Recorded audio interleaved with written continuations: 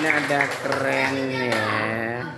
Habis ini tadi kan kita udah bencana, sekarang bencana alam. Siapa yang mau coba jawab lagi? Bencana alam atau sebutin kira-kira bencana alam. Ya. Tadi sebutin aja nih sama tadi definisi bencana, sebutin alamnya gitu. bencana alam. Bebas deh, kalian mau nyebutin apa aja. Mama kayak ayam dapat beng-beng. Santai aja, ayo guys, santai aja. Wah, itu diosaha ya kata Karim. Oke. Ada lagi bencana alam. Apa nih? Bencana alam. Berarti oke. Satu. Terus ada lagi yang lain. Ada nggak? Wih, keren. Siapa maaf tadi? Fadil.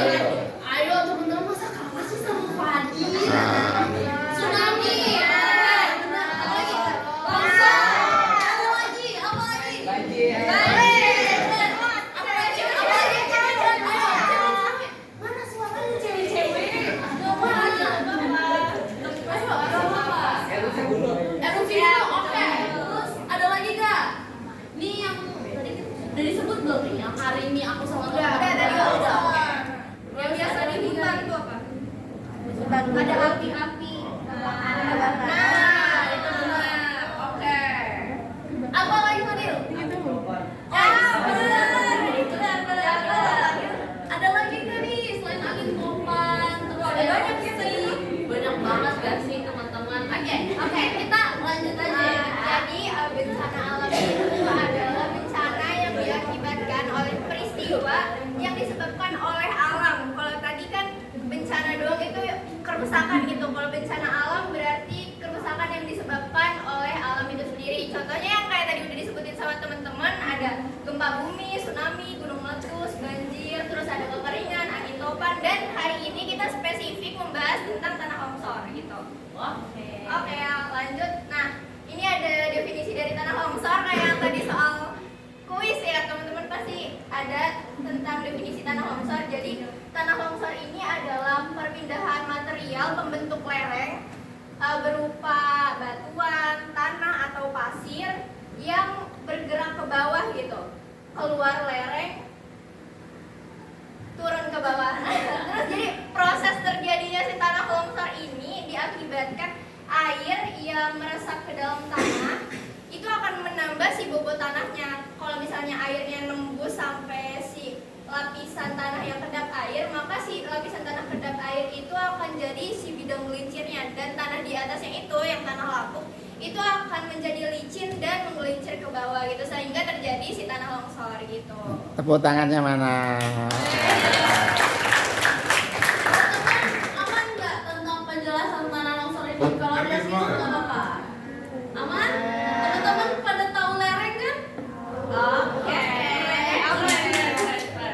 Ada gambar contoh dari tanah longsor gitu.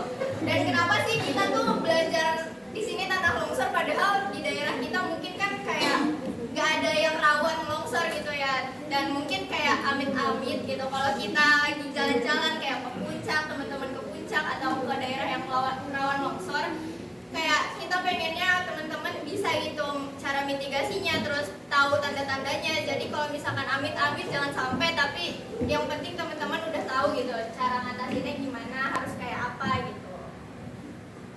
Oke, selanjutnya adalah penyebab dari tanah longsor. Teman-teman ada jelasin, ada dua faktor penyebab tanah longsor. Yang satu alamiah, yang satu faktor aktivitas manusia. Teman-teman ada yang bisa jelasin atau nyebutin aja deh penyebab faktor yang dalam faktor alamiah itu apa? Ada yang bisa jawab? Bisa. Alamiah? Alamiah berarti kejadiannya karena proses alam gitu. Ada yang bisa sebutin nggak? Proses alam apa sih yang bisa nyebabin tanah longsor kayak gini?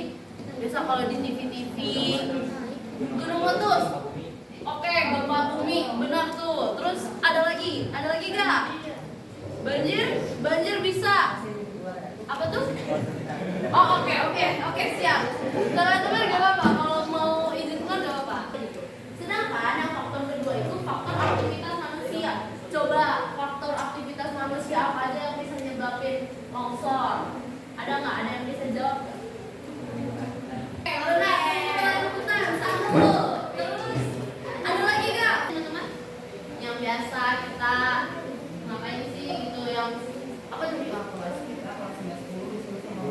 Oh 9 10 ya ya.